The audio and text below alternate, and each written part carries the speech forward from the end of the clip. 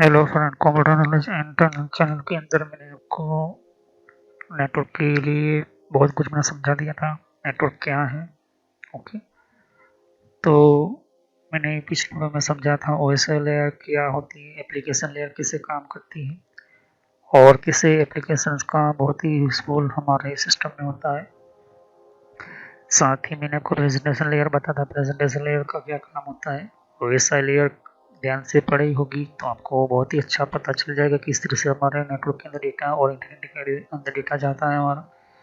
फिर session layer समझाया था, सेशन लेयर का किस तरह से काम करता है, यहाँ पर हमारा ट्रांसपोर्ट लेयर कैसे काम करता है। फिर अगर ट्रांसपोर्ट लेयर में कोई भी एक्नॉलेजमेंट वगैरह जो होती है वो सिस्टम के अंदर आपको कैसे मिलती है कि डेटा गया है या नहीं गया। अगर डेटा नहीं गया है तो वो कैसे वो आइडेंटिफाई कर लेता है। तो ट्रांसपोर्ट लेयर के अंदर किस तरह से ये सेगमेंट बनकर चलता है हमारा डेटा। सेगमेंट के मतलब कि डेटा हमारा जो पैकेट वाइज चलता है यहाँ पर। ओके, अगर कनेक्शन लॉस होता है तो कैसे वो पैकेज को फिर से जो है रिप्लाई करके उसको फिर से रिकवर कर लेता है यहाँ पर हमारा। तो ये बहुत ही इम्पोर्टेंट है। फिर नेटवर्क लेयर किस तरह से काम करता है, नेटवर्क लेयर के अंदर किस तरह से पैकेट जो होता है वो फॉर्म होता है, कौन से इसकी फ्रेम यूज होती है। फिर डेटा लिंक मैंने लेयर समझाया था, डेटा लिंक लेयर क्या होता है। ओके, डेटा लिंक लेयर के अंदर किस तरह से इन सभी का मैंने वीडियो बना कर रखा हुआ है। सभी लेयर टेक्नोलॉजी की आपको कंप्यूटर के नेटवर्क की प्लेलिस्ट में आपको मिल जाएगा। फिर फिजिकल लेयर समझाया था, फिजिकल लेयर किससे यूज होता है, किस तरह से टेक्नोलॉजी चलती है फिजिकल लेयर के अंदर। फिर कैसे डेटा जो है ट्रांसफ़र होता है इंटरनेट के अंदर या तो फिर हमारे नेटवर्क के अंदर। कोई भी छोटा सा नेटवर्क हो या कोई भी कंप्यूटर हो, एक कंप्यूटर से दूसरे कंप्यूटर के अंदर डेटा कैसे जाता है या फिर एक कंप्यूटर से दूसरे डिवाइस में डेटा कैसे जाता है, कैसे ये कम्प्लीटली वैसे का वैसे हमारे अंदर आ जाता है। तो ये बहुत ही मैंने आपको समझाया था। फिर कंप्यूटर के नेटवर्किंग मॉडल्स में समझाया था कि OSI 7 मॉडल को भी अपडेट किया गया यहाँ पर, और फिर DoD मॉडल आया, फिर इसका सिंप्लीफाई 4 लेयर मॉडल बोलते हैं। फिर इंटरनेट के अंदर डेटा हमारा कैसे जाता है मैंने आपको समझाया था। इतना जो होता है, इस तरह से हमारा जो डेटा है वो इंटरनेट के अंदर जाता है। वो वीडियो जाकर देख लीजिए वरना आपको पता नहीं चलेगा। सर्वर जो होता है वो अगर कोई भी हमारा सिस्टम होता है वो किस तरह से यूज़ होता है, TCP/IP मॉडल समझाया था, ये बहुत ही इम्पोर्टेंट है। ओके, प्रोटोकॉल क्या होता है मैंने आपको समझाया था, ये बहुत ही ध्यान से समझ लेना इस वीडियो को वरना आपको पता नहीं चलेगा। और साथ ही मैंने आपको इम्पोर्टेंट जो ऑर्गेनाइजेशन थी वो भी मैंने आपको समझाई थी। ओके, और प्रोटोकॉल बिजी क्लियर कम्युनिकेशन कौन कौन सी थी मैंने आपको समझाया था। ये बहुत ही इम्पोर्टेंट पार्ट होता है आपको समझने के लिए। ओके, और फिर हमारे जितने भी वर्ल्ड के अंदर जितने भी कंप्यूटर चल रहे हैं वो सभी प्रोटोकॉल्स के थ्रू ही चलते हैं यहाँ प्रोटोकॉल। तो ये बहुत ही इम्पोर्टेंट है। तो जो भी हमारा कंप्यूटर जो होता है नेटवर्क कम्युनिकेशन जो भी हम करते हैं वो प्रोटोकॉल के थ्रू ही चलता है, क्योंकि हमारा कंप्यूटर जो है नेटवर्क जो कम्युनिकेशन करता है वो प्रोटोकॉल के थ्रू ही चलता है। और जो भी डेटा प्रोटोकॉल के अंदर जाता है वो बाइनरी कोड के अंदर जाता है। ओके, क्योंकि हमारा कंप्यूटर जो है बाइनरी कोड से संबंधित है। इन सभी का मैंने वीडियो बनाकर रखा हुआ है, ध्यान कर देख लीजिए। तो ये बहुत ही इम्पोर्टेंट है वरना आपको पता नहीं चलेगा, क्योंकि ये एक तरीका इम्पोर्टेंट ये है कि अगर हम कोई भी सिस्टम लिखते हो तो उसका कोई ना कोई सिस्टम हमें यूज़ करना होता है नेटवर्क को कम्युनिकेशन करने के लिए। तो हब टेक्नोलॉजी मैंने आपको समझाई थी, हब टेक्नोलॉजी क्या है, उसके अंदर कौन कौन सी प्रॉब्लम हुई थी। तो फिर स्विच टेक्नोलॉजी बनाई गई। स्विच टेक्नोलॉजी कैसे बनाई गई थी उसका मैंने आपको वीडियो बनाकर रखा हुआ है, वो ध्यान से समझिए। तो आज हम इस स्विच के इम्पोर्टेंट जो मैंने समझा था पिछले वीडियो के अंदर इसी टॉपिक के अंदर कि स्विच जो टेक्नोलॉजी कैसे ये जो है कम्युनिकेशन करती है, स्विच का नेटवर्क किस तरह होता है यहाँ पर मैंने आपको समझाया था। पिछली वीडियो में जाकर देख लीजिए वरना आपको पता नहीं चलेगा। ये बहुत ही इम्पोर्टेंट है वरना आपको पता नहीं चलेगा। तो किस टाइप का केबल जो कॉपर टेक्नोलॉजी जिसको ईथरनेट टेक्नोलॉजी कहते हैं, लेकिन आज के टाइम के अंदर फाइबर ऑप्टिकल टेक्नोलॉजी ने जगह ले ली है। फाइबर ऑप्टिकल काफ़ी फास्ट होता है यहाँ पर। ओके, तो फास्ट ईथरनेट और ईथरनेट। ओके, आज हमें समझना है कि ऐसा model to create a separate collision.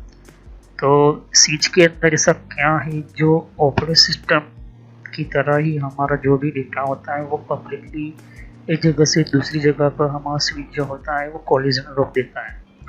तो इस वीडियो को हम ध्यान से समझेंगे। ओके, क्योंकि ये बहुत ही इम्पोर्टेंट है, क्योंकि इसके अंदर मैंने एक एनिमेशन भी काफ़ी बेहतर तरीके से सबको समझाने की कोशिश की है यहाँ पर। ओके, तो चलिए हम वीडियो को हम शुरू करते हैं और समझते हैं कि स्विच के अंदर ऐसा क्या सेपरेट क्रिएट किया गया है और ऐसा मॉडल जो कोलिजन को रोक देता है। तो चलिए हम वीडियो को शुरू करते हैं।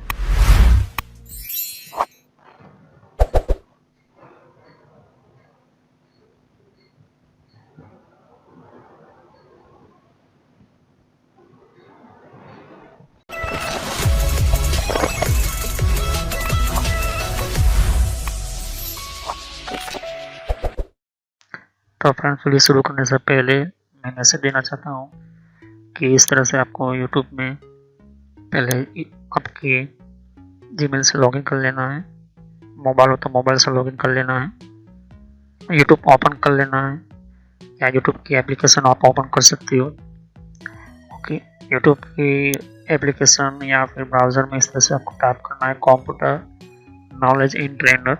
ये इस तरह से आप इसको जैसे ही टाइप करोगे तो यहाँ पर आपको ये जो है आपको इस तरह से देखने को मिलेगा। ये चैनल है मेरी। ओके, अब इस चैनल के अंदर आपको ये जो देख सकते हो किस तरह का आइकॉन भी है और आपको इसके ऊपर इस तरह से कनेक्ट आपको क्लिक करना है। तो यहाँ पर कंप्यूटर नॉलेज चैनल का जो मैंने ये पुराना नाम है, ये सोशल नॉलेज एंटरटेनमेंट, ये जो पुराना मेरा चैनल का नाम है, हालांकि मैंने बदला नहीं है क्योंकि आप कंफ्यूज ना हो। तो इस तरह से आप मेरे चैनल पर आ जाओगे। यहाँ पर बहुत सारे आपके कंप्यूटर की कोर्स की वीडियो मिलेगी और बहुत ही इम्पोर्टेंट और एडवांस लेवल पर जितना आप नॉलेज नहीं समझा होगा उतना ज़्यादा आपको सब कुछ मेरे चैनल पर मिल जाएगा। तो यहाँ पर जैसे नीचे स्क्रॉल डाउन करते हो तो बहुत सारे आपको अलग अलग तरह की आपको वीडियोस मिल जाएंगे। वीडियोस पर जैसे क्लिक करोगे तो और भी बहुत कुछ आपको देखने को मिलेगा। ओके, तो यहाँ पर हार्डवेयर, नेटवर्क, सॉफ्टवेयर, यहाँ तक कि एडवांस एथिकल हैकिंग और सर्वर की भी वीडियो लेकर आऊँगा।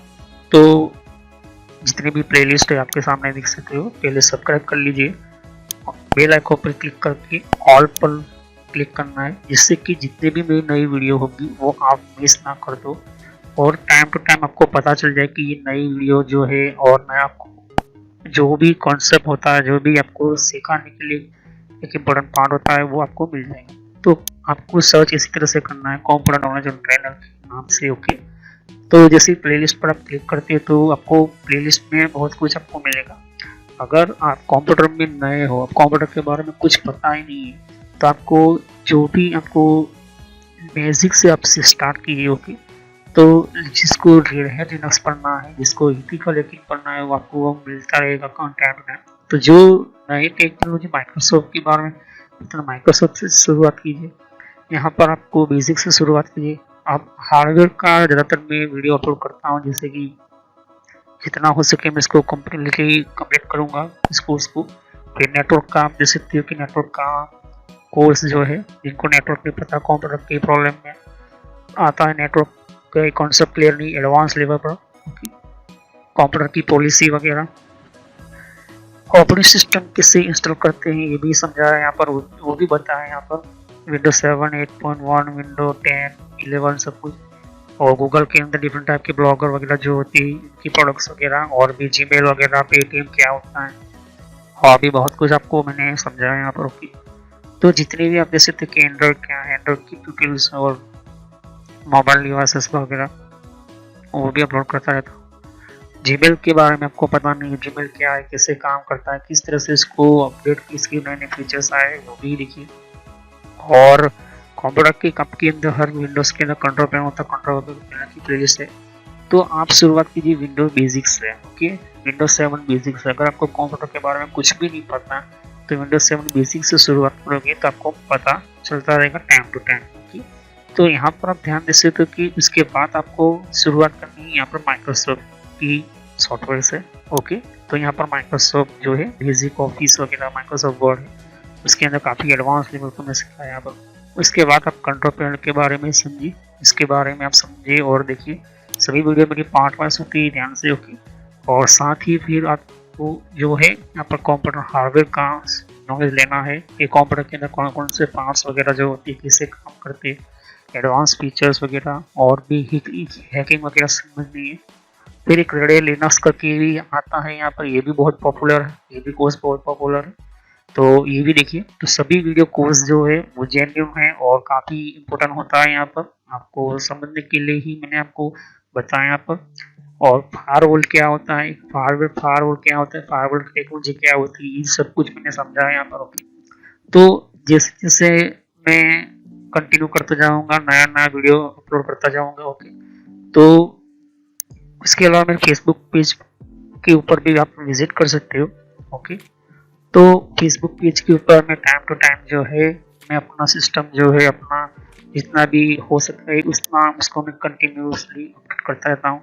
तो आप मेरे फेसबुक पेज से जुड़ सकते हैं यहाँ पर। ओके, तो कोई भी एक इम्पोर्टेंट जो डिफरेंट टाइप की जो लेवल का जो एक जिन लोगों को पता नहीं होता है कि कोर्सेज वगैरह जो होती है वो किस तरह से इम्प्लीमेंट होती है यहाँ पर, इसके अंदर यूज़ कैसे होता है, इन सबको मैंने यहाँ पर दे सकती हो कि मैंने हर टाइम टू टाइम में अपना सिस्टम के वगैरह जो है यूज़ और अपलोड करता रहता हूँ यहाँ पर। ओके, तो जितने भी प्ले लिस्ट है उनको वन बाय वन समझिए। ओके, ऐसा है नहीं कि डायरेक्टली मुझे ये सीखना है, आप सीख सकते हो। अगर आपके पास पहले से बेसिक का नॉलेज है तो आप चाहते हो कि हार्डवेयर की नॉलेज लेना चाहते हो तो हार्डवेयर की नॉलेज ले सकते हो। उसके अलावा आप नेटवर्क पढ़ना चाहते हो नेटवर्क भी पढ़ सकते हो। सर्वर की वीडियो अभी आने की थोड़ी देर लगेगी, सर्वर की टेक्नोलॉजी आने में थोड़ी देर लगेगी, क्योंकि हार्डवेयर और नेटवर्क दोनों का पूरा कोर्स पूरा होने के बाद मैं सर्वर का वीडियो लेकर आऊँगा। ओके, तो बेसिक से शुरुआत कीजिए। अगर कंप्यूटर के बारे में कुछ भी नहीं पता, इसे क्लिक करोगे तो सभी वीडियो जो होती है मेरी पार्ट वाइज होती है। ओके, तो इस तरह से वीडियो देख सकती है कि जो है आपको देखनी है वन बाय वन करके। ओके, और जितने भी कॉन्सेप्ट होती है विंडोज 7 से लेके, जिनको पता है कंप्यूटर क्या है किस तरह का काम करता है, तो आप बेसिक से शुरुआत कीजिए।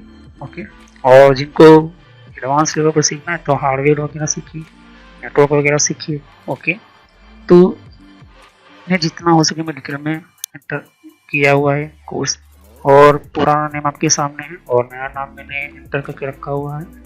तो चले हम वीडियो को शुरुआत करते हैं और सभी वीडियो को पार्ट वाइज ही देखिए।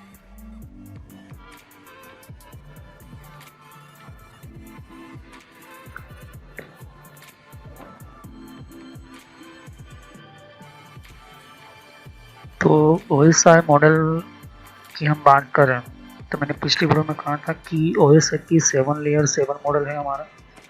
7 लेयर और 7 मॉडल का मतलब है कि physical layer, data layer, network layer, transport layer, session layer, presentation है, एप्लीकेशन लेयर, ये 7 लेयर है हमारे। तो यही 7 लेयर को OSI मॉडल कहा जाता है और उसी के अंदर हमारे प्रोटोकॉल्स वगैरह अलग अलग होते हैं। अब प्रोटोकॉल का मतलब कि उसके अंदर एक तरह की फाइल्स होती है। ओके, तो वो फाइल्स जो होती है अलग अलग, वो फाइल्स का एक कोड जनरेट होता है जब भी हमको डेटा भेजते हैं सामने वाले कंप्यूटर की या ये डिवाइस के अंदर। तो डेटा जो होता है वो बाइनरी में डायरेक्ट ऐसा नहीं चला जाता है, हमारा डेटा जो जाता है पैकेट वाइज चला जाता है। तो स्विच के अंदर ये सब क्या सिस्टम जो कोलिजन जो हब हमारा करता है, हब जो क्या करता था कि एक हम किसी एक पर्टिकुलर डेटा, एक MB डेटा भेजते तो सभी को वो कंप्यूटर को भेज देता था हमारा हब। ये हमारे अंदर प्रॉब्लम थी। दूसरी प्रॉब्लम ये थी कि एक साथ अगर दो कंप्यूटर एक ही सेम टाइम के अंदर डेटा भेजते थे तो हब क्या करता था, उसके अंदर कॉलिजन हो जाता था, मतलब कि एक दूसरे का डेटा जो टकराव जैसा समझ सकते ऐसा। तो एक कंप्यूटर दूसरे कंप्यूटर को डेटा नहीं भेज पाता था, या तो फिर वो जो होता है कोलैप्स कर जाता था यहाँ पर। तो मेन चीज़ इसको सुधारने के लिए ही OSI model separate collision system इसके अंदर ला दी गई, जिसको कहते हैं स्विच टेक्नोलॉजी। ओके, तो स्विच टेक्नोलॉजी भी स्टार टोपोलॉजी की मेथड से कनेक्ट करती है कि स्विच हमने बीच में रखी है। ओके, और पिछले वीडियो में आपको समझाया था कि आपके पास जितने पोर्ट की स्विच होगी उतने ही आप जो है आप कंप्यूटर कनेक्ट कर पाओगे। तो मान के चलते कि ये जो है 6 कंप्यूटर है और 6 कंप्यूटर को मैंने गेट डिस्टोर पर केबल से कनेक्ट किया है। ओके, यहाँ से इसको केबल से हमने कनेक्ट किया है। अब बीच में जो स्विच है तो वो कैसे ये जो है कम्युनिकेशन करता है। लेकिन उससे पहले हब की हम थोड़ी सी नॉलेज मैं आपको ताज़ा कर देना चाहता हूँ कि अगर किसी एक डिवाइस 3 ने भेजा डिवाइस 3 भेजना चाहते हैं डिवाइस 1 को कोई फाइल, जैसे वो डेटा भेजेगा तो हब क्या करता है, हब टेक्नोलॉजी जो है सबको भेज देगा, इसको भी मिल जाएगी, इसको भी फाइल मिल जाएगी, इसको जिसको ज़रूरत नहीं उसको भी फाइल मिल रही है। तो इसके अंदर दो मेन प्रॉब्लम होती है कि वो डेटा का सिक्योरिटी नहीं रहेगा, दूसरा अनऑथोराइज जो जगह है वो उसके अंदर यूज़ होती जाएगी, मतलब उसके अंदर जो साइज जो है हार्ड डिस्क की यूज़ होती जाएगी। दूसरी मेन प्रॉब्लम थी कि मान के चलते कि डिवाइस 6 जो है डिवाइस 3 को डेटा भेजना चाहता है, डिवाइस 2 जो है वो डिवाइस 4 को डेटा भेजना चाहता है।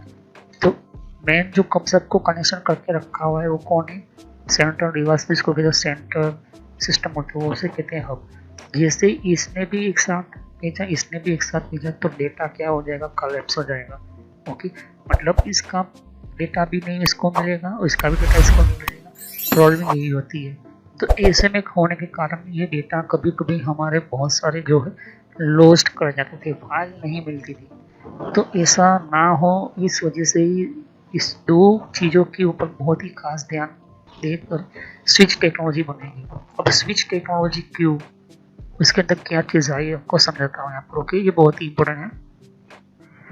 तो switch is more intelligent then an internet hub. Okay, तो स्विच जो है ज़्यादा इंटेलिजेंट है इथरनेट हब से, which simply retransmit packet out of the every port of the hub except the port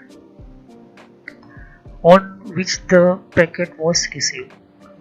तो जब सिंपली रिट्रांसमिट पैकेट होता है बाहर की ओर, हर पोर्ट के अंदर जब एक्सपेक्ट करता है वो डेटा भेजता है हब, तो पैकेज वो रिसीव भी करता है।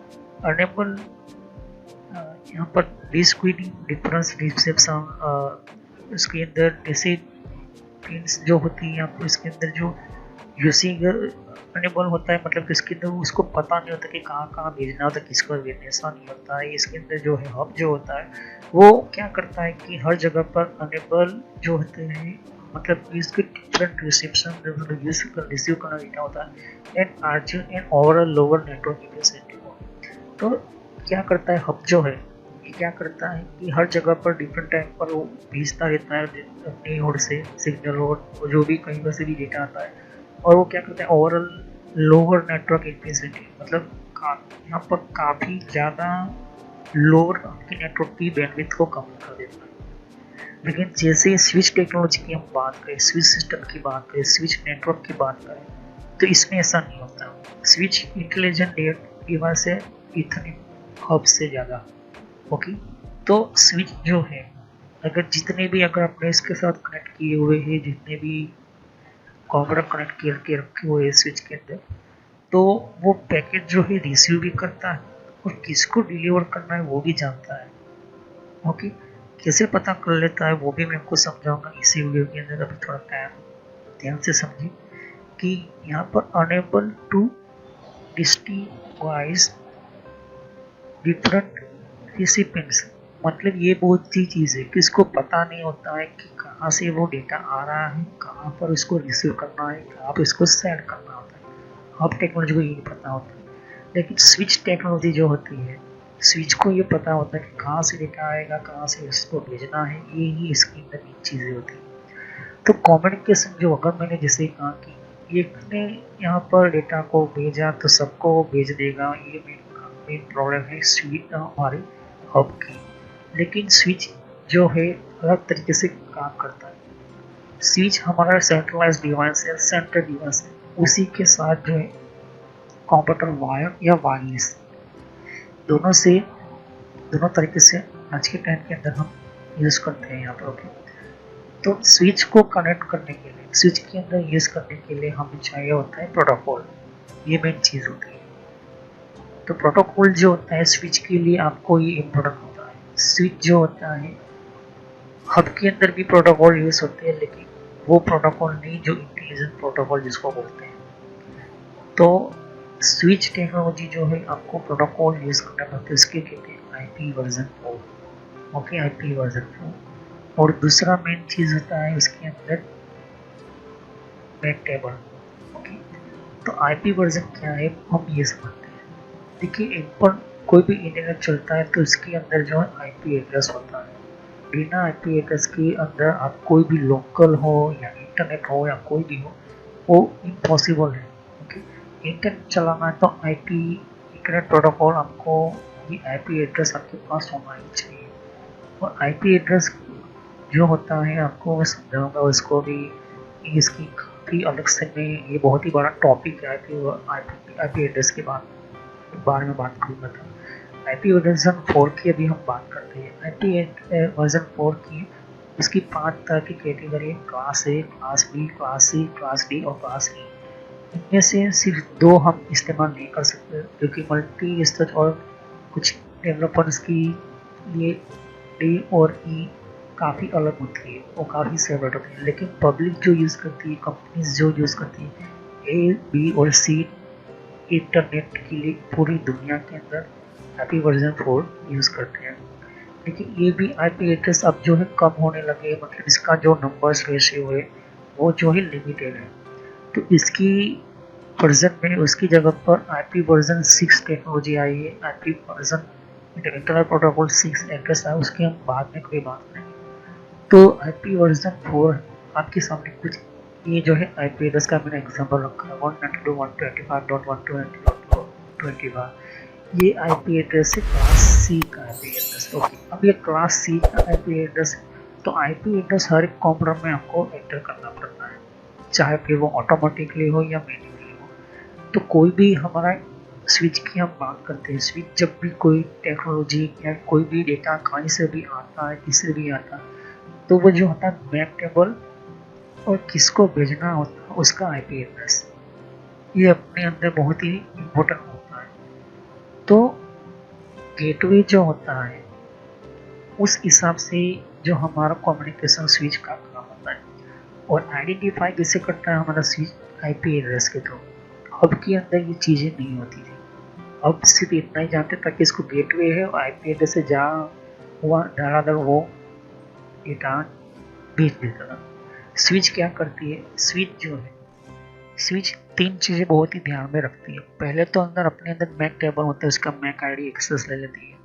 दूसरा, गेटवे कम्प्लीटली सभी के अंदर सेम है या नहीं, अगर सेम है तो वो प्रोटोकॉल दूसरे प्रोटोकॉल को अलाउ करेगी डेटा को भेजने के लिए।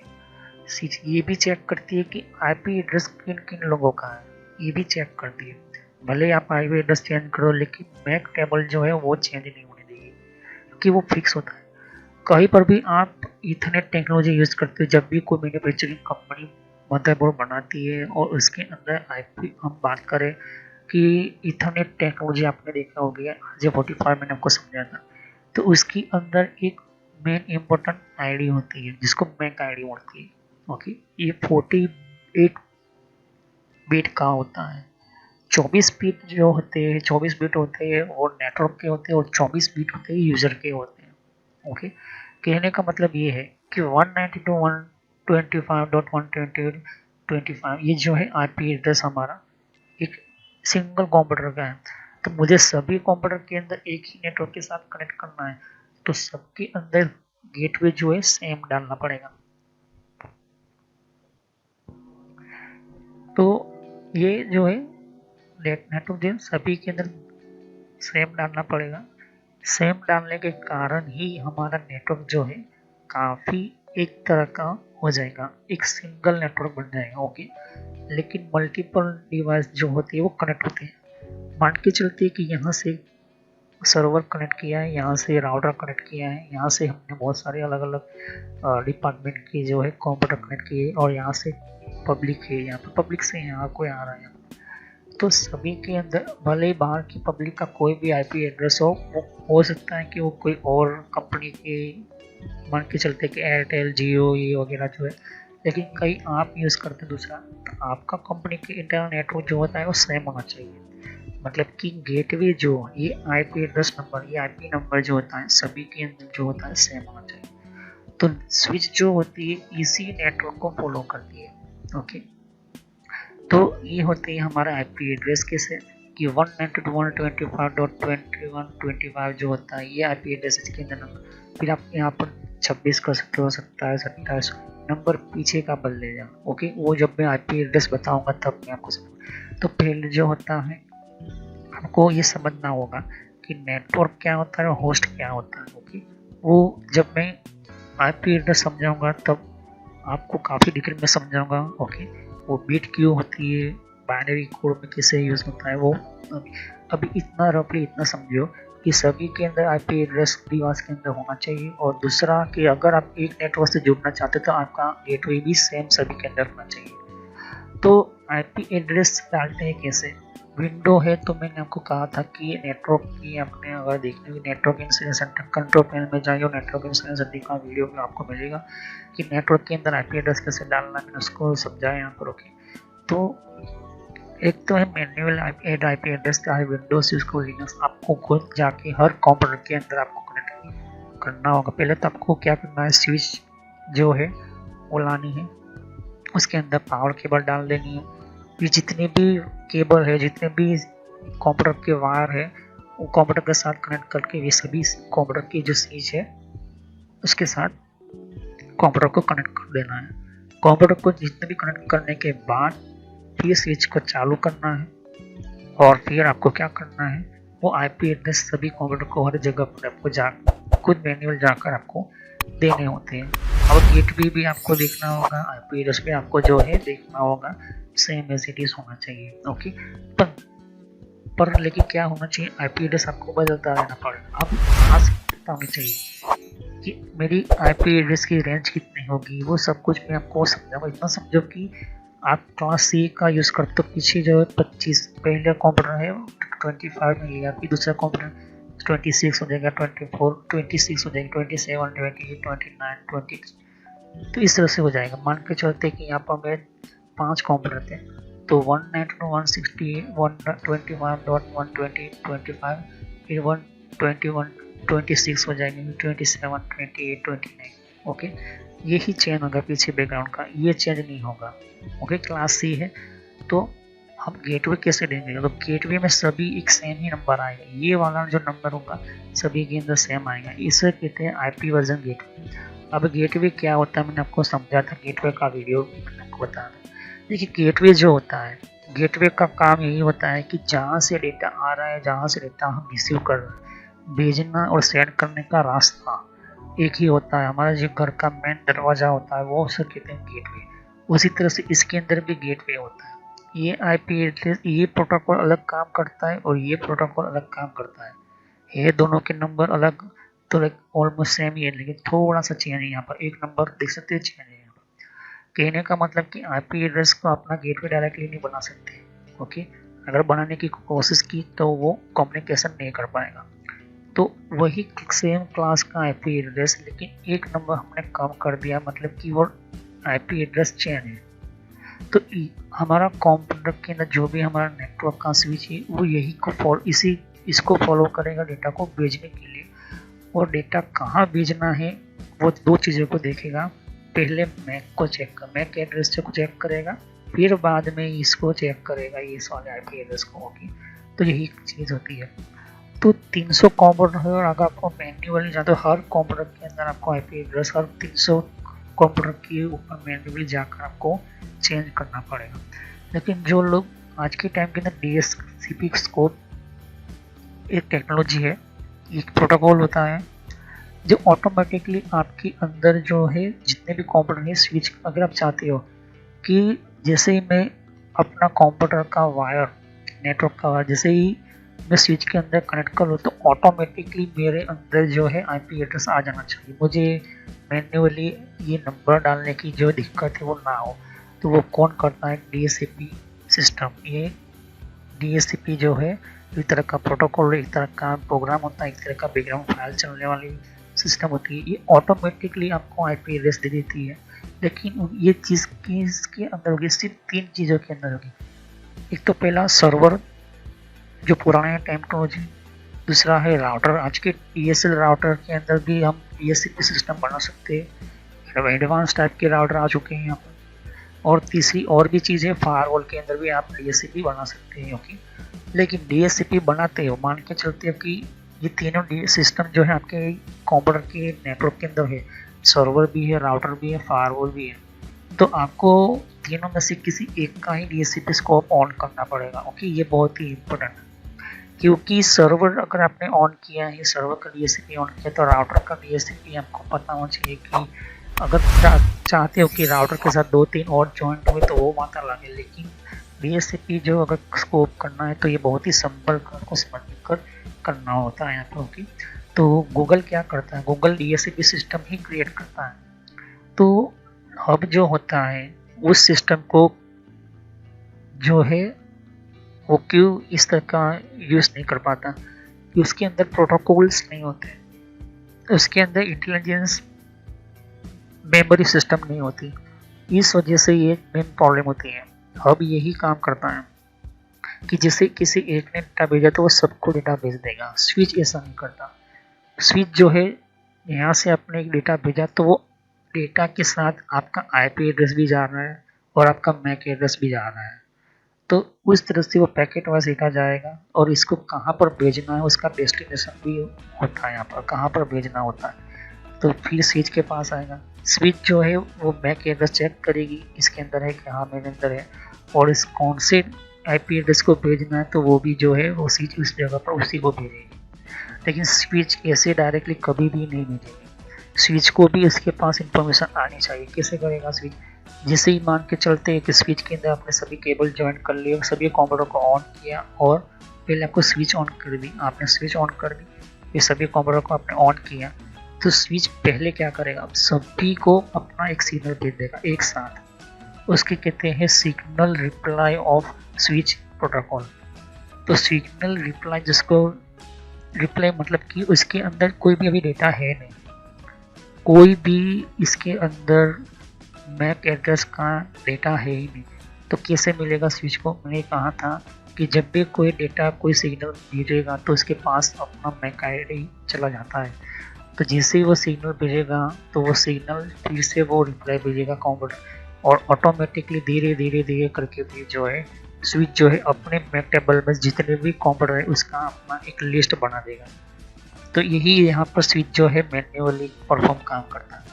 दूसरा चीज़ के अंदर जो आईपी एड्रेस आप डालते हो, तो आईपी एड्रेस जैसे जैसे आप भेजोगे तो वो आईपी एड्रेस भी ऑटोमेटिकली एक ही सिग्नल के अंदर सभी रिप्लाई करोगे तो वो आईपी एड्रेस भी ये ले लेगा।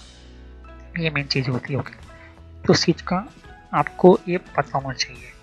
ओके, इसको मैं मैन्युअली प्रैक्टिकली समझाऊंगा। ओके, तो गूगल कंपनी हो या कोई भी कंपनी हो, उसकी भी अपने खुद के परचेस किए हुए यूनिक आईपी एड्रेस होते हैं। यूनिक मतलब कि आप उसको चेंज नहीं कर सकते। गूगल कभी भी अपने आईपी एड्रेस को चेंज नहीं कर सकता। अगर चेंज किया तो गूगल का सर्वर जो है ऑफलाइन चला जाएगा, बंद हो जाएगा, या तो फिर उसको जो है उस सिस्टम की आईपी एड्रेस को जो है चेंज करवाना पड़ेगा। गूगल बंद नहीं होगा लेकिन उसका जो रिप्लाई जो है थोड़ा टाइम के लिए चेंज हो जाएगा। तो इसकी वजह से गूगल को काफ़ी नुकसान हो सकता है। तो गूगल जो है, अगर आप देख रहे हैं गूगल के सर्वर बहुत सारे ऐसे तो ओके, अगर ये आईपी एड्रेस का सर्वर बंद हो गया तो ऑटोमेटिक दूसरे आईपी एड्रेस का सर्वर जो है ऑटोमेटिकली उसकी जगह ले लेगा। ओके, क्योंकि इलेक्ट्रिकल कंपोनेंट की कोई भी जो है 2 साल या 1 साल या 3 साल के बाद कोई गारंटी नहीं होती।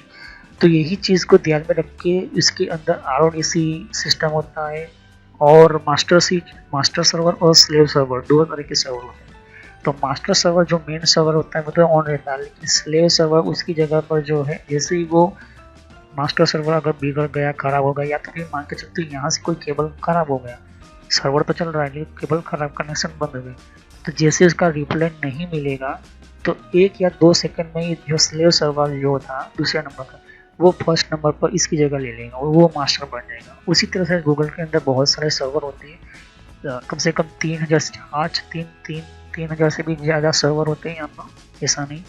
और आज के टाइम के अंदर तो बहुत सारे ज़्यादा सर्वर बन चुके हैं। उसी तरह याहू है, कोई भी वेबसाइट हो, XYZ कोई भी वेबसाइट हो, और आईपी एड्रेस के बिना ये चीज़ नहीं हो सकती। ओके, तो ध्यान से देखिए कि ये जो है क्लास बी का आईपी एड्रेस है 66 सॉरी क्लास ए का आईपी एड्रेस है। ओके, तो क्लास ए का आईपी एड्रेस है, ये क्लास बी का आईपी एड्रेस है। ओके, ये भी क्लास ए का आईपी एड्रेस है। तो ध्यान से देखिए कि हर वेबसाइट जो होती है उसके पीछे अपना खुद का एक आईपी एड्रेस नंबर होता है।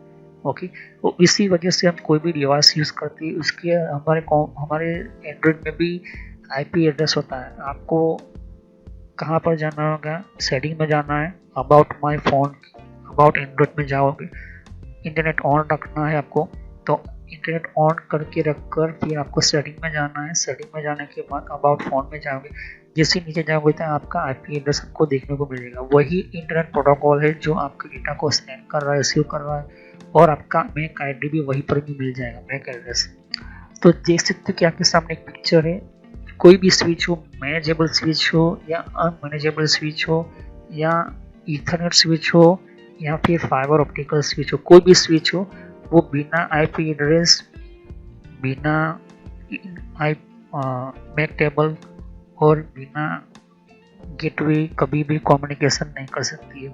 क्योंकि इसके अंदर कॉन्फ़िगरेशन जो ऑपरेटिंग सिस्टम, जो OSI मॉडल है हमारा, OSI का जो मेन सॉफ्टवेयर मेन प्रोग्राम जो है वो इन्हीं तीन चीज़ों के ऊपर काम करता है। ओके, तो आप कितने भी कंप्यूटर की कम्युनिकेशन बना लो, कितने भी आप स्विच बना लो, उसके अंदर आपको पता होना चाहिए कि मास्टर स्विच है, स्लेव स्विच है, उसके अंदर कौन सा आईपी एड्रेस का नेटवर्क हमारा बनाना चाहिए। इसलिए हम क्या करते हैं, नेटवर्क का एक प्लान, एक तरह का हमारा डायग्राम बनाते हैं। तो अगर आपने ध्यान से देखा कि जो हमारी स्विचेस होती है उसके नीचे दो तरह की जो होती है, क्या होती है, लाइट होती है। क्या होती है ये चीज़ है क्या, जब नेटवर्क की स्विच के अंदर कोई भी केबलिंग की जाती है तो हर केबल के ऊपर उसका एक नंबर होता है या तो फिर उसकी आइडेंटिटी होती है कि ये केबल कहाँ से आएगा, कहाँ से। तो यहाँ के चलते एक एग्जांपल दे रहा हूँ कि ये जो जितनी भी केबल है सर्वर की ओर से आया, कहाँ से, सर्वर की ओर से। ये सर्वर 1 है, सर्वर 2 है, सर्वर 3 है, सर्वर 4, 5, 6, 7, 8, 9, 10, 11, 12, 12 सर्वर के नंबर है यहाँ पर। ओके, फिर ये जो केबल है मान के चलते हैं कि दूसरी और स्विच से आया है। फिर ये जो केबल है मान के चलते हैं कि कोई हमारे इंटरनल कंप्यूटर के डिपार्टमेंट के कंप्यूटर है। तो जितनी भी कौन से वायर कहाँ से आ रही है आपको ऊपर लेबलिंग करनी पड़ती है। ये लेबलिंग फिटिंग करने के बाद आपको पता होना चाहिए कि अलग अलग डिवाइस है, सर्वर और स्विच अलग अलग डिवाइस है, तो स्ट्रेट थ्रू केबल यूज़ करेंगे। ओके, अगर आप चाहते हो कि स्विच से स्विच करने का तो आपको क्रॉस कनेक्शन बनाकर कोई स्विच कैटेगरी का बनना होगा, क्योंकि ट्विस्टर पे टेक्नोलॉजी, हम ईथरनेट टेक्नोलॉजी यूज़ करते हैं यहाँ पर। ओके, तो यहाँ पर जो है ये यहाँ पर ये चीज़ जितने भी आप देख सकती हो कि जैसे आप इसको पहली बार कनेक्ट करते हो, जैसे स्विच को चालू करोगे तो सभी को एक सिग्नल भेजेगा स्विच। वो डेटा जब तक उसको रिप्लाई नहीं मिलेगा तब तक वो अपने अंदर मैक टेबल का कोई भी इंफॉर्मेशन इंटर नहीं कर सकता है। ओके, तो ये हुई मैनेजेबल स्विच की बात। अनमैनेजेबल स्विच के अंदर भी यही सेम चीज़ होती है। स्विच टेक्नोलॉजी आपने ली है, स्विच के अंदर भी कोई भी इम्पोर्टेंट पार्ट आपने लिया है, तो यहाँ पर आपको ये पता होना चाहिए कि स्विच जो है, मेरी स्विच टेक्नोलॉजी है, उसके अंदर भी पहली बार मान के चलते हैं कि स्विच मैंने यहाँ पर टांग दी, सभी कंप्यूटर को मैंने जो है यहाँ पर मैंने कनेक्ट कर दिया। ओके, और यहाँ पर पावर पिन लगाकर जैसे मैं स्विच को ऑन करता हूँ तो पहले सभी कंप्यूटर को सिग्नल भेजता है। वो 10 से 5 सेकंड में वो सिग्नल का उसका रिप्लाई मिल जाता है। कब, जब उसके सामने सभी कंप्यूटर ऑन हो, सभी कंप्यूटर की नेटवर्क का वायरिंग कंप्लीटली अच्छा सा फिटिंग किया गया हो, तब जाके आप उसके अंदर आपको डेटा मिल जाएगा। तो जो है वो मैक टेबल बनाकर अपने अंदर स्टोर कर लेता है और उसे पता होता है कि कहाँ पर किसको डेटा भेजना होता है। एक यहाँ पर आपको समझा रहा हूँ, एक खास तरह का एनिमेशन मैंने आपको सामने लाने के लिए बनाया है यहाँ पर, तो ध्यान से समझिए, बहुत ही इम्पोर्टेंट है कि ये स्विच है, देख सकते हो ये बीच में जो ये स्विच है।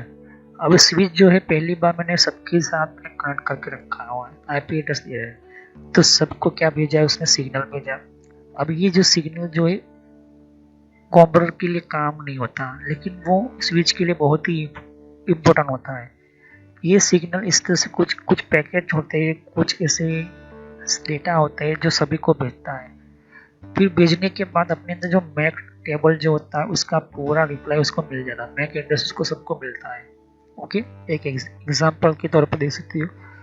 फिर मैक एड्रेस बनने के बाद स्विच क्या करता है कि अगर मैं आपको समझा रहा हूँ तो हर एक कम्युनिकेशन, ये हो गया ब्रॉडकास्टिंग। पहले एक ही बार चीज एक ही बार ब्रॉडकास्ट करता है, बार बार कभी नहीं करता।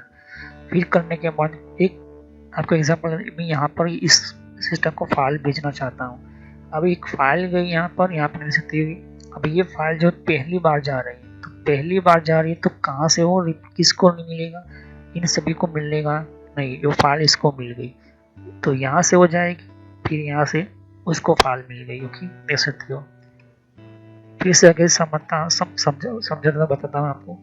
देख सकते हो एक फाइल फिर से गई यहाँ पर। अब यहाँ पर वो जो स्विच जो है उसी को भेजेगी जहाँ पर उसका भेजने का कहा गया यहाँ पर। ओके, ये देख सकते हो। तो स्विच जो है ये बहुत ही इम्पोर्टेंट होता है। ओके, और इसके अंदर जो प्रोटोकॉल्स होते हैं मैक आईडी और आईपी एड्रेस के कारण ही ये पॉसिबल है। ओके, तो जब स्विच जब भी ब्रॉडकास्ट करती है पहली बार, ओके, फिर से समझाऊं कि मैं यहाँ पर डेटा लेकर आया। ओके, अब डेटा लेकर आया, मैं ये किसी और कंप्यूटर को भेजना, यहाँ से डेटा जाएगा मेरा किसी और कंप्यूटर को भेजता हूँ, इस कंप्यूटर को, ठीक है, सामने वाले कंप्यूटर को। अब ध्यान से देखना कि पहली बार जा रहा है मेरा डेटा, तो जैसे डेटा एक यहाँ से जाएगा, ओके, ब्रॉडकास्ट करेगा, लेकिन इन लोगों को नहीं मिलेगा। जहाँ पर क्रॉस लाइन आई इनको इन लोगों को नहीं मिलेगा, सिर्फ उसी को मिलेगा जिसको ये दिया गया। जैसे तो यहाँ पर इसको मिला, फिर वो डेटा जो है रिप्लाई भेजता है कि भाई मुझे डेटा मिल चुका है। स्विच ये काम करती है, जबकि हब के अंदर आपको ये पता भी नहीं चलता कि सामने वाले को डेटा मिला है या नहीं मिला। ओके, ये सामने में भेजा, नेक्स्ट किया, ओके, फिर आगे डेटा गया। ओके, तो वो डेटा स्विच को पता है कि इस डेटा कहाँ से इसको भेजना है, फिर वो रिप्लाई लेता है, फिर भेजता है इसको। तो स्विच को कैसे पता चलता है, मैक टेबल। पहली बार आपने फर्स्ट टाइम कनेक्ट किया, स्विच कनेक्ट करी, उसने सिग्नल भेजा, सभी का डेटा मैक एड्रेस ले लिया उसने। ओके, फिर आईपी एड्रेस भी उसके पास जो होता है, वो जो गेटवे का वो जान लेता है। तो इस तरह से वो डेटा जो है वो सिग्नल भेजता है, ब्रॉडकास्टिंग करता रहता है। लेकिन इससे इंटरनेट या नेटवर्क, हमारे नेटवर्क के अंदर कोई भी फर्क नहीं पड़ता, कोई भी चेंज नहीं, डेटा भी सेफ रहता है। देख सकते हो कि यहाँ पर एक सिग्नल भेजा यहाँ पर। ओके, यहाँ पर इस कंप्यूटर से मुझे डेटा भेजना है, कोई और हम कंप्यूटर के बारे में हम देख सकते हो इसको भेजना है। तो जब डेटा हम भेजते हैं तो आप देख सकते हो कि अब वो डेटा सामने चला गया, बल्कि जिससे ही डेटा इसको भेजना चाहिए सबको भेजना चाहिए, लेकिन उसने भेजा नहीं। तो एक ही झटके के अंदर उसने सामने वाले को भेज दिया। क्योंकि स्विच जो है उसके पास पहले से मैक टेबल होता है, मैक टेबल का पूरा लिस्ट बनाता है। फिर से एक एग्जांपल है, इस कंप्यूटर से मैं यहाँ पर भेजना चाहता हूँ। देख सकते हो कि पहले से ही मैं आपको समझा रहा हूँ कि स्विच जो होती है, अब यहाँ पर कोई ब्रॉडकास्टिंग नहीं होगी। देख सकते हो, ये फिर से भेज रहा हूँ, फिर से भेज रहा हूँ। देख सकते हो, तो ये जो डेटा है कभी भी किसी को ब्रॉडकास्टिंग नहीं करेगा। तो ब्रॉडकास्टिंग मतलब कि अब डेटा भेजा है तो सामने वालों को भी पता होना चाहिए कि डेटा भेज चुका है, मिल चुका है या नहीं। तो एक कंफर्मेशन, एक डेटा भेज, यहाँ से मैं फिर इस वाले कंप्यूटर को भेजता हूँ। जैसे तो पहला डेटा गया, ओके, मैक एड्रेस को फाइंड करने के लिए पहला ब्रॉडकास्टिंग करता है यहाँ पर, मैक एड्रेस को फाइंड करने के लिए, और जिसको डेटा मिल चुका है जैसे देखिए इसके सामने, और सभी को डेटा नहीं मिला है यहाँ पर। जैसे तो इस तरह से होता है यहाँ पर। और फिर ये कंप्यूटर जो होता है हमारा इंटरनेट प्रोटोकॉल एक कंफर्मेशन डेटा भेजता है कि मुझे डेटा मिल चुका है। तो आपको व्हाट्सएप में देखना होगा कि ब्लू टिक मार्क आते हैं। ब्लू टिक मार्क से क्या पता चलता है कि सामने वाले ने मैसेज पढ़ लिया है। वो कैसे होता है, इसी आईपी एड्रेस के कारण, इसी प्रोटोकॉल के कारण। ओके, यूडीपी प्रोटोकॉल जो होता है वो नहीं भेजता है, टीसीपी प्रोटोकॉल होता है वही भेजता है। तो टीसीपी और यूडीपी क्या होता है मैं आपको समझाऊंगा। ओके, इस यहाँ से डेटा भेजता हूँ, इस फिर से लैपटॉप के अंदर भेजता हूँ। तो ये वाला पीसी 0 है, लैपटॉप के अंदर भेजेगा। डेटा गया यहाँ से निकल कर आया, फिर वो लैपटॉप में जाएगा डेटा। ओके, लैपटॉप को स्विच ने डायरेक्ट भेज दिया, वो डेटा ओपन कर लिया, पढ़ लिया। जैसे ही ओपन करते हो पढ़ते हो तो वो डेटा जो है उसका एक और सिग्नल जाता है, वो कंप्यूटर को भेज देता है सामने वाले कि ये डेटा इस आदमी को, इस पर्सन को मिल चुका है। स्विच ऐसा काम करता है ताकि दूसरे कंप्यूटर को पता भी ना चले कि हमने डेटा भेजा है या नहीं भेजा। और किसी भी डेटा को दे सकते हो कि एक दूसरे के डेटा को वो कभी भी ज्वाइंट नहीं होने देता, मतलब कि इसको यहाँ से भेजा तो वहाँ पर वो डेटा पूरा अलग ही होगा, वो रूट पूरा अलग ही होगा। देख सकते हो कि यहाँ से वो डेटा जो देख सकते हो कि सामने वाले डेटा जा रहा है तो उसका भी कोई अलग डेटा जा रहा है, उसका भी अलग कोई फाइल जा रही है। ब्रॉड स्विच जो है ब्रॉडकास्ट करती है तो भी वो जो सिस्टम जो है उसको भी कोई दूसरे सिस्टम के अंदर बिजी नहीं रखती, ये चीज़ होती है आपके सामने।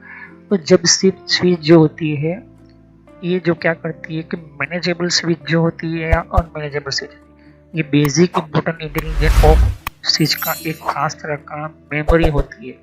उस मेमोरी के अंदर उसका अपना मैक आईडी या मैक टेबल वो बना लेता है। मैक टेबल बनाने के लिए स्विच को पहली बार जब फर्स्ट टाइम आप स्विच के साथ सभी कंप्यूटर में ज्वाइन कर लेते हो, जैसे ही सभी कंप्यूटर को ऑन करने के बाद स्विच का एक बटन मतलब ऑन करते हो तो मैंने कहने का मतलब कि वो अपने अंदर मैक टेबल बना लेता है। तो मैक टेबल जैसे ही बनता है तो पूरा जो डेटा होता है वो स्विच अपने अंदर ले लेता है। ओके, फिर अगर मान के चलते कि एक कंप्यूटर बंद भी हो गया तो स्विच को कोई फर्क नहीं पड़ेगा दूसरे कंप्यूटर के अंदर। ओके, कोई प्रॉब्लम नहीं होगी। लेकिन अगर स्विच बंद हो गई तो पूरा डेटा नेटवर्क जो होता है वो बंद हो जाएगा, क्योंकि वो सेंट्रलाइज डिवाइस है। ओके, ये बहुत ही इंपॉर्टेंट है। तो स्विच अगर बंद कर दी, यहाँ से पावर बंद कर दिया या फिर पावर लूज हो गया या फिर स्विच के अंदर खराबी आ गई तो पूरा नेटवर्क जो है बंद हो जाएगा। ओके, क्योंकि सेंट्रलाइज डिवाइस मेन ये डिवाइस नहीं होता है। आपको पता चल गया। तो स्विच के साथ जहाँ पर भी कोई भी डेटा हो, चाहे फिर इसका सॉल्यूशन कोई आप कर रहे, कोई टेक्नोलॉजी का, कोई सर्वर का, कोई प्रोटोकॉल बना, कोई प्रोग्राम भेज दो, कोई फाइल भेज दो, कुछ भी देखते हो X to Z, मेन चीज़ है स्विच। और उसके अंदर जितने भी प्रोसेस होती है मैंने आपको समझाई। स्विच के साथ बहुत सारे डिवाइसेस जुड़े हुए होते हैं, हमारे लैपटॉप होती है, डिवाइसेस होती है, सर्वर होते हैं, राउटर वगैरह होते हैं, प्रिंटर वगैरह होते हैं, बहुत सारे अलग डिवाइसेस होते हैं। तो यहाँ पर देख सकते हैं कि मेन सेंट्रलाइज डिवाइस है, प्रिंटर है, यहाँ पर ये भी चीज़। तो ये इंटेलिजेंस इसी स्विच के प्रोटोकॉल्स के कारण पूरे वर्ल्ड में जो है प्रोटोकॉल के कारण ही कम्युनिकेशन हमारा होता आ रहा है। ओके, तो इसको समझते, इसको लेयर 2 कहते हैं। क्यों कहते हैं हम? तो the an Ethernet switch operate at the data link layer.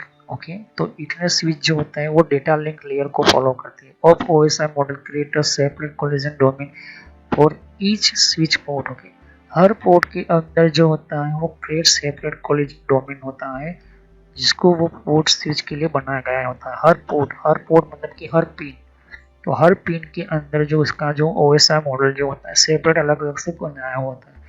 Each device connected to a switch port transfer data any of other ports anytime, and the transmission will not interface। Okay, तो हर device जो connect होता है, switch जो होता है port, वो transfer कर सकता है डेटा को कोई भी दूसरे पोर्ट के थ्रू कोई भी टाइम के अंदर। कैसे कि ये इम्पोर्टेंट होता है, लेकिन वो इंटरफेस नहीं करेगा, मतलब एक दूसरे के अंदर वो ज्वाइन नहीं कर देगा, ऐसा नहीं। तो ये मेन चीज़ों में because broadcast are still being forward to all connected device by the switch. तो ब्रॉडकास्ट कब तक वो करेगा? जब तक उसके अंदर डिवाइस कनेक्ट है वो तब तक। The newly format network segment continues to be broadcast domain. जैसे ही कोई और नया डिवाइस ज्वाइन करोगे तो फिर से वो ब्रॉडकास्ट करेगा, तब तक वो नहीं करेगा। तो जब वो ब्रॉडकास्ट करता है पहली बार करता है, ओके, फिर पहली बार जब तक उसके अंदर जितने भी डिवाइस कनेक्ट है उसके पास मैक टेबल नहीं आ जाते, जैसे कि 8 कंप्यूटर मैंने एक स्विच के अंदर कनेक्ट किए, तो जितने भी कंप्यूटर मान के चलते हो 8 है, 8 कंप्यूटर जो है चल रहे हैं तो वो ब्रॉडकास्ट कर रहा है। आईपी एड्रेस सभी के अंदर सेम है गेटवे का, और उसका खुद का आईपी एड्रेस सबके अंदर अलग अलग है। ओके, तो गेटवे का सबके अंदर सेम होना चाहिए, सभी कंप्यूटर के अंदर, सभी डिवाइसेस के अंदर, जैसे कि प्रिंटर के अंदर गेटवे सेम होना चाहिए। यहाँ पर ऑप्शन आपके और यहाँ पर ऑपरेटिंग सिस्टम में होता है, एक तो पहला आईपी एड्रेस का, दूसरा होता है मैक एड्रेस का, तीसरा होता है सबनेटिंग का, और चौथा होता है गेटवे का। तो आईपी एड्रेस आप चेंज कर सकते हो, लेकिन गेटवे जो है वो सेम ही सभी के अंदर रखना होगा। तो यहाँ पर सेम सभी के अंदर सेम रखा है। तो स्विच के अंदर जो एक नेटवर्क सेम सिंगल क्रिएट होता है। ओके, दूसरे स्विच के अंदर आप चाहते हो कि चेंज करना है तो चेंज कर सकते हो, लेकिन उन दोनों के बीच में कनेक्शन करवाने के लिए राउटर टेक्नोलॉजी लगानी पड़ेगी। ओके, ये बहुत ध्यान से समझना। तो हम नेक्स्ट वीडियो में समझेंगे कि हायर लेयर्स कौन सी ऐसी ओएसआई मॉडल है जो स्विच को काफ़ी इंटेलिजेंस बनाती है स्मार्ट स्विच की लेवल की तरह। तो ये बहुत ही इम्पोर्टेंट है और ध्यान से समझिए। तो मैंने जो कहा आपको मैंने समझा दिया कि जब स्विच जो होती है वो क्या करती है, पहली बार फर्स्ट टाइम ब्रॉडकास्टिंग करती है कब, जब हम पहली बार स्विच को ऑन करते हैं। और अनमैनेजेबल स्विच जो होती है, मतलब कि अनमैनेजेबल स्विच वो टाइम टू टाइम जब भी उसको लगेगा कि कोई नया डिवाइस अटैच किया है तो वो फिर से वो ब्रॉडकास्ट करेगी, फिर से वो अपने अंदर से एक सिग्नल भेजती है, एक डेटा भेजती है कि ये कौन सा डिवाइस लगा है, प्रिंटर लगाया है या फिर कोई राउटर लगाया है या फिर कोई फायरवॉल लगाया है या फिर कोई कंप्यूटर लगाया या फिर लैपटॉप लगाया, तो इसका मैक एड्रेस लेने के लिए वो करेगी। ओके, तो ये मेन चीज़ इम्पोर्टेंट है, आपको समझना होगा। तो आईपी एड्रेस के बिना हमारा स्विच या फिर कोई भी नेटवर्क जो है वो नाकाम होता है, क्योंकि प्रोटोकॉल जो होते हैं उसी वजह से स्विच बनाया गया है आप। ओके, तो प्रोटोकॉल का मतलब कि ओएसआई लेयर जो होता है उस। ओके, तो नेक्स्ट वीडियो में सुनेंगे कि ओएसआई मॉडल के अंदर किस तरह से ये काम करता है यहाँ पर। तो thank you, have nice day. Subscribe कीजिए, लाइक कीजिए, बेल आइकन पर क्लिक करना ना भूलें। अगर कोई भी क्वेश्चन हो तो आप मुझे कमेंट कर सकते हैं। तो thank you, have nice next time I will continue on this topic. मैं इसी टॉपिक को कंटिन्यू करूंगा अगले वीडियो के अंदर। तो थैंक यू, और लाइक कीजिए, सब्सक्राइब कीजिए। कोई भी कमेंट हो तो आप मुझे कमेंट कर सकते हैं, मैं कोशिश करूंगा 24 घंटे में आपको रिप्लाई मिले। तो thank you, have nice day. देख सकते हैं कि यहाँ पर और भी एक जैसे कि विंडो 10 के लिए भी अलग मैंने प्लेस बना रखी हुई है।